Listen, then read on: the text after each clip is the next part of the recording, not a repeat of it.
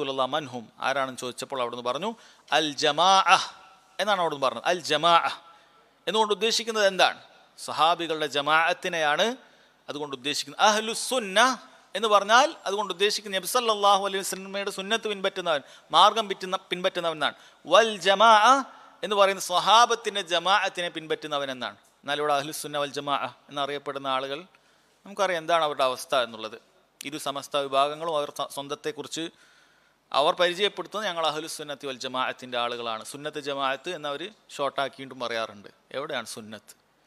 ഈ കബർ കെട്ടി പൊക്കാനും ഉറുക്കുകൾ ഏലസിലും അഭയം പ്രാപിക്കാനും അള്ളാഹു അല്ലാത്ത ആളുകളോട് ബഹുമാനമാണ് എന്ന് പറഞ്ഞിട്ട് അവർ അള്ളാഹുവിൻ്റെ അടുക്കലേക്ക് നമ്മളെ അടുപ്പിക്കുമെന്ന് പറഞ്ഞിട്ട് അവരോട് പ്രാർത്ഥിക്കുന്ന മക്കാ മുശ്രിക്കുകളുടെ അതേ സ്വഭാവവും അതേ പ്രാർത്ഥനാ രീതികളും തുടരുന്ന ഇവരും പറയുന്നത് ഞങ്ങൾ സുന്നത്തിൻ്റെയും ജമാഅത്തിൻ്റെയും ആളാണ്. അവിടെയാണ് നമ്മൾ നേരത്തെ പറഞ്ഞത്, ഈ പറയുന്ന കാര്യം നമുക്ക് വാദിക്കാൻ അത് സാധിക്കുന്നതേ അല്ല. ഒരാൾക്ക് വാദിച്ച് അതിൽ ഞാൻ അതാണെന്ന് പറയാൻ സാധിക്കില്ല, കാരണം തെളിവുകൾ കൊണ്ടത് ചോദ്യം ചെയ്യപ്പെടുന്നതാണ് എന്ന് മനസ്സിലാക്കുക. അതുകൊണ്ട് അൽ ജമാഅ എന്നാണ് നബി സല്ലല്ലാഹു അലൈഹി വസല്ലം പറഞ്ഞിട്ടുള്ളത്. അതുകൊണ്ട് തന്നെ സഹോദരങ്ങളെ നമ്മൾ മനസ്സിലാക്കുക, നമ്മൾ അൽ ജമാഅത്തിൽ ഉൾപ്പെടണം, സ്വഹാബികളുടെ ആ മാർഗത്തിൽ ഉൾപ്പെടണം എന്നാണ് നബി സല്ലല്ലാഹു അലൈഹി വസല്ലം പറഞ്ഞിട്ടുള്ളത്.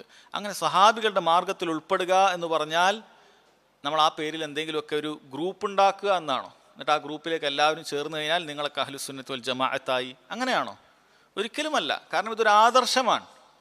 നമ്മൾ എവിടെയെങ്കിലുമൊക്കെ ഒരു ഗ്രൂപ്പിൽ മെമ്പർഷിപ്പ് എടുത്തത് കൊണ്ടോ അല്ലെങ്കിൽ ഏതെങ്കിലും ഒരു വ്യക്തിയുടെ കീഴിൽ പോയത് കൊണ്ടോ നമ്മൾ അഹ്ലുസുന്നത്ത് വൽ ജമാഅത്ത് ആവുകയില്ല, ഒരു സലഫി ആവുകയില്ല. നമ്മൾ ആദർശം പിൻപറ്റുന്നത് വരെ നമുക്കതാകാൻ സാധിക്കുകയില്ല. നമ്മുടെ വിശ്വാസം സ്വഹാബികൾ വിശ്വസിച്ചതുപോലെ ആയിരിക്കണം. അള്ളാഹുവിൻ്റെ സിഫാത്തുകളെക്കുറിച്ച് നമ്മുടെ വിശ്വാസം എന്താണ്?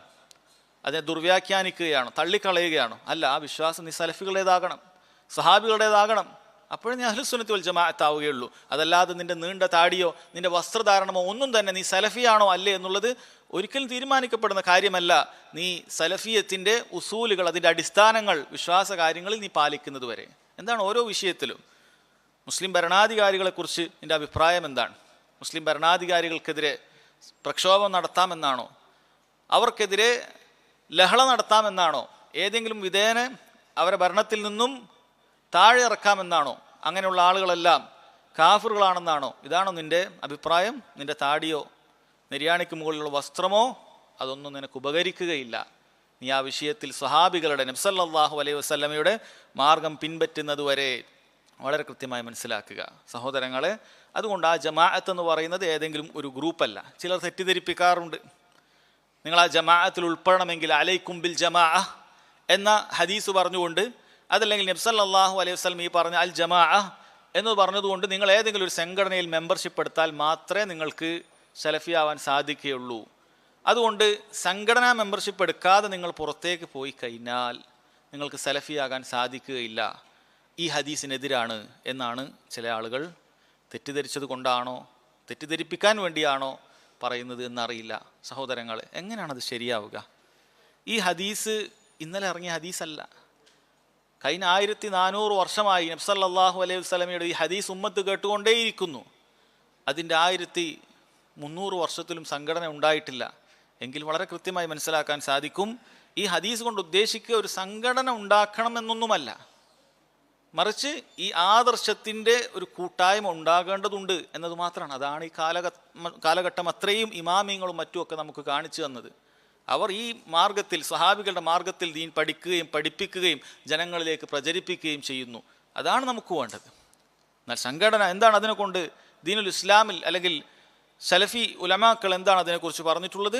അവർ പറഞ്ഞു, അതിൻ്റേതായ നിബന്ധനകൾ പാലിക്കുകയാണ് എങ്കിൽ, ഒരു നാട്ടിൽ അത് ആവശ്യമാണ് എങ്കിൽ അത് അനുവദനീയമായ കാര്യമാണ്. സംഘടന എന്ന് പറയുന്നത് അതിൻ്റെ നിബന്ധനകൾ പാലിക്കുകയാണ് എങ്കിൽ, അഥവാ അതിൻ്റെ നേതൃപദത്തിൽ കൃത്യമായി അഹ്ലുസുന്നത്തി വൽ ജമാഅത്തിൻ്റെ ആശയ ആദർശങ്ങൾ അറിയുന്ന പണ്ഡിതന്മാരായ ആളുകളാണ് അതിനെ നിയന്ത്രിക്കുന്നത് എങ്കിൽ അത് കുഴപ്പമുള്ള കാര്യമല്ല. കാരണം ആ നാട്ടിൽ ചിലപ്പോൾ അങ്ങനെ ഉണ്ടെങ്കിലേ ദഅവ പ്രവർത്തനങ്ങൾ നടക്കുകയുള്ളൂ. എങ്കിൽ അത് അനുവദനീയമായ കാര്യമാണ്. എന്നാൽ സഹോദരങ്ങളെ, ഉടനെ തന്നെ അവർ പറഞ്ഞിട്ടുള്ള കാര്യമാണ്, ആ സംഘടന എന്ന് പറയുന്നത് അതൊരു ഭൗതികമായ കാര്യങ്ങൾ മാത്രമാണ്. അതല്ലാതെ അതിൻ്റെ പേരിൽ നമുക്കൊരു വലാ ഉൽ ബറ, ആ സംഘടനയിൽ മെമ്പർഷിപ്പ് എടുത്തവനെ നമുക്കൊരു പ്രത്യേകമായ സ്നേഹം, ആ സംഘടനയിൽ മെമ്പർഷിപ്പ് എടുക്കാത്ത ആളോട് പ്രത്യേകമായ വെറുപ്പ്, അങ്ങനെ ഒരു കക്ഷിത്വ ഗ്രൂപ്പ് അല്ല അത്. അങ്ങനെയുള്ള കക്ഷിത്വത്തെ ഇസ്ലാം പൂർണ്ണമായി എതിർക്കുന്നു. അല്ലാഹു സുബ്ഹാനഹു വ തആല പറഞ്ഞിട്ടുള്ളത് വഅതസിമു ബിഹബ്ലില്ലാഹി ജമീഅൻ എന്നാണ്. അല്ലാഹു സുബ്ഹാനഹു വ തആല പാർശ്വത്തിൽ നിങ്ങൾ മുറുകെ പിടിക്കുക എന്നുള്ളതാണ്. നിങ്ങൾ ഭിന്നിച്ചു പോകരുത് എന്നാണ് പറഞ്ഞിട്ടുള്ളത്. അങ്ങനെ ഒരു ഭിന്നിപ്പുണ്ടാക്കാനല്ല, മുസ്ലിം ഉമ്മത്തിൽ നിന്ന് വേറിട്ടൊരു ഭിന്നിപ്പുണ്ടാക്കാൻ, അതിൻ്റെ അകത്ത് കയറിയാൽ ഞാൻ ഇഷ്ടപ്പെടും, അതിൻ്റെ പുറത്തേക്ക് പോയാൽ ഇഷ്ടപ്പെടുകയില്ല, അങ്ങനെയല്ല. മറിച്ച് നമ്മളൊരാളെ ഇഷ്ടപ്പെടുന്നതും വെറുക്കുന്നതും ഏതിൻ്റെ അടിസ്ഥാനത്തിൽ മാത്രമായിരിക്കണം? അയാൾ എത്രമാത്രം സലഫിയത്തിനോട് അടുത്തു നിൽക്കുന്നു എന്നതിൻ്റെ അടിസ്ഥാനത്തിൽ മാത്രമായിരിക്കണം. ഖുർആനും സുന്നത്തിൻ്റെയും അടിസ്ഥാനത്തിൽ സ്വഹാബികളുടെ മാർഗം ഒരാൾ പിൻപറ്റുന്നുവെങ്കിൽ അയാൾ എൻ്റെ സംഘടനയിൽ മെമ്പർഷിപ്പ് എടുത്തതാകട്ടെ അല്ലാത്തതാകട്ടെ അവനെനിക്ക് ഇഷ്ടപ്പെടാൻ സാധിക്കണം.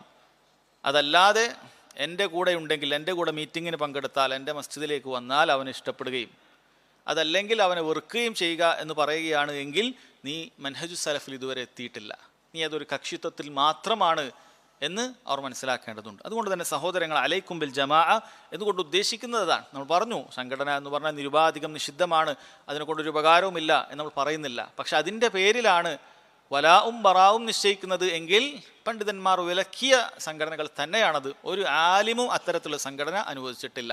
അത് പ്രത്യേകം നമ്മൾ മനസ്സിലാക്കണം. അലൈക്കും ബിൽ ജമാഅ എന്നുകൊണ്ട് ഉദ്ദേശിക്കുന്ന സ്വഹാബികളുടെ മാർഗത്തിൽ നമ്മൾ അടിയുറച്ചു നിൽക്കുക എന്ന് മാത്രമാണ് എന്ന് മനസ്സിലാക്കുക.